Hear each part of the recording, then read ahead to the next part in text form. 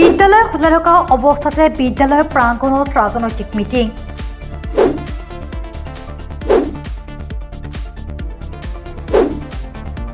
পিছে এয়া কেনেকৈ?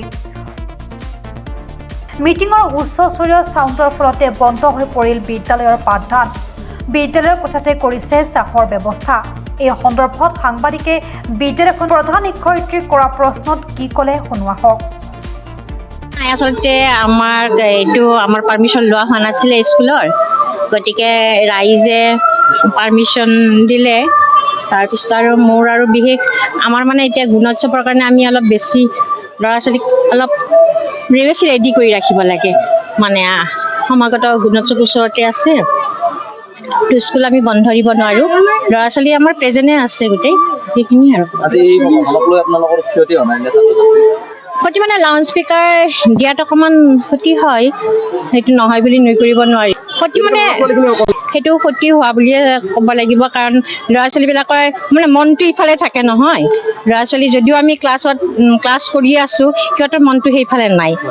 এইফালে সাংস্কৃতিক যিহেতু অনুষ্ঠানো চলিছে, অকণমান সেইখিনি আৰু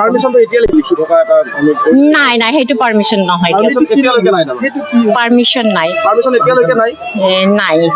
স্কুলৰ ফালৰ পৰা পাৰ্মিশ্যন নাই। শুকুৰবাৰে দক্ষিণ কামৰূপৰ মণিয়াৰী তিনিআলিৰ নতুন বটিয়াপাৰা প্ৰাথমিক বিদ্যালয় প্ৰাংগণত বিদ্যালয় খোলা অৱস্থাতে ভাৰতীয় জনতা পাৰ্টীৰ বিকশিত ভাৰত সংকল্প যাত্ৰাৰ আৰম্ভণিৰ লগতে চৰকাৰৰ আঁচনিসমূহৰ সন্দৰ্ভত এখনি বিশাল জনসভা অনুষ্ঠিত হয়, য'ত উপস্থিত থাকে বন মন্ত্ৰী চন্দ্ৰমোহন পাটোৱাৰী, গুৱাহাটী লোকসভা সমষ্টিৰ সাংসদ কুইন ওজা, পলাশবাৰী সমষ্টিৰ বিধায়ক হেমাংগ ঠাকুৰীয়া। এই যাত্ৰাৰ উদ্দেশ্য আছিল যে প্ৰধানমন্ত্ৰী মোদী ডাঙৰীয়াই 9টা বছৰত ভাৰতৰ জনসাধাৰণৰ কল্যাণৰ অৰ্থে যি আঁচনি লৈছিল, সেই আঁচনিসমূহৰ লাভালাভ আচলতে আমাৰ এই ভিতৰুৱা গাঁও অঞ্চলত তাৰ লাভালাভ পাইছে নাই ৰাইজে, এইটো কথা জনাৰ কাৰণে, আৰু যদি পোৱা নাই কি কাৰণত পোৱা নাই সেই কাৰণটো জনাৰ কাৰণে, আৰু যি কাৰণত পোৱা নাই সেই কাৰণটো নিৰাময় কৰি মানুহজনে যাতে সুবিধা পায় বা পৰিয়ালটোৱে যাতে সুবিধা পায়, তাৰ কাৰণে আচলতে এই বিকশিত ভাৰত সংকল্প যাত্ৰা সমগ্ৰ ভাৰতবৰ্ষৰ প্ৰতিখন পঞ্চায়ততে আজি চলি আছে। সেই উদ্দেশ্য আগত ৰাখি আজি এইখন সভা ইয়াতে অনুষ্ঠিত কৰা হৈছিল। আৰু ইয়াতে আমি বিভিন্ন হিতাধিকাৰীৰ লগতো আমি তেওঁলোকৰ নিজৰ মতামত ব্যক্ত কৰিবলৈ দিয়া হৈছিল, আৰু তেওঁলোকে যথেষ্ট সন্তুষ্ট হৈছে। যিখিনি প্ৰজেক্ট লৈছিল, সেই প্ৰজেক্টৰ পৰা আমাৰ বহুখিনি সুবিধা তেওঁলোকে পাইছে।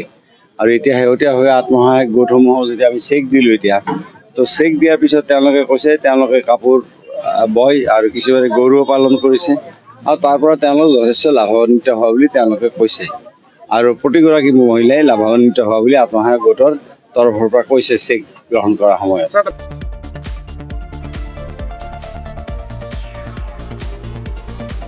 মিৰ্জাৰ পৰা সমৰ কলিতাৰ ৰিপৰ্ট, প্ৰাতঃটাইম digital. Movewell plus physiotherapy wellness and rehabilitation centre.